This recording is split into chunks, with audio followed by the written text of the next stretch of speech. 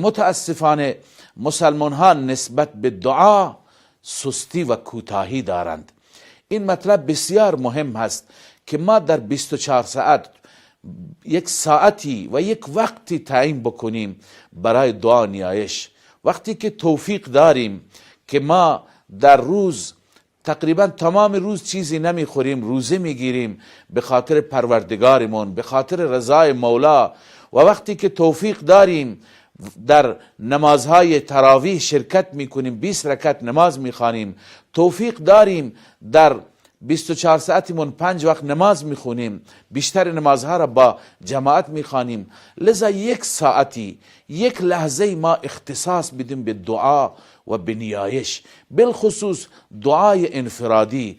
انسان در یک لحظه به تنهایی بنشیند در جایی که بغیر از پروردگارش و بغیر از مولایش کسی نباشد و دست به دعا بردارد و دقایقی را و لحظاتی را، حداقل نیم ساعت 20 دقیقه انسان با پروردگارش راز و نیاز بکند، به نیایش بپردازد، به دعا بپردازد و از صمیم قلب از خدای عزوجل بخواهد.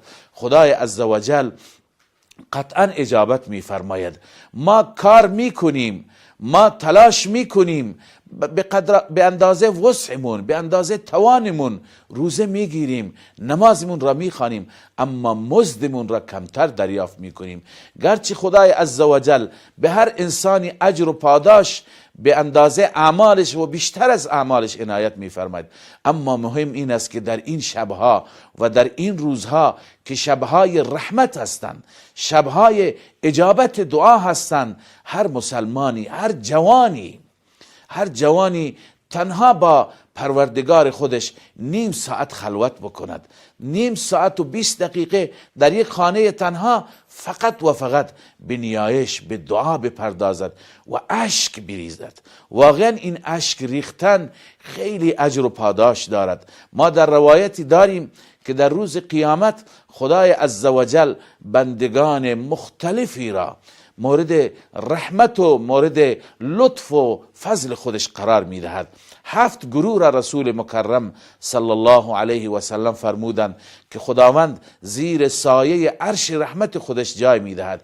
یکی از این 7 گروه که هر کسی از من و شما میتونه باشه، اون انسانی هست، اون بنده مؤمنی هست، رجل ذکر الله خالیا ففاضت عینا، اون انسانی که خدای عزوجل را به تنهایی یاد می کند، اون انسانی که یه جایی نشسته و تنها با مولای خودش راز و نیاز می کند و از او می خواهد و در رابطه با گذشته خودش اظهار ندامت می کند و اشک می ریزد.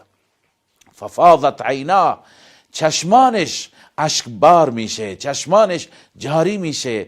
این انسان جز اون انسانهای ویژه خواهد بود که روز قیامت زیر سایه عرش الهی جای دارد. لذا این شبها که شبهای در واقع اجابت دعا هست، شبهای دعا و نیایش هست، ما یک لحظه ای را، یک پاسی را اختصاص بدیم به دعا. انشاءالله این دعاها موجب میشه، باعث میشه که در زندگی ما تحول میاد و در وجود ما انشاءالله اصلاح، تزکیه و خدا ترسی پیدا بشه. الله عزوجل همه ما را توفیق عنایت بفرماید.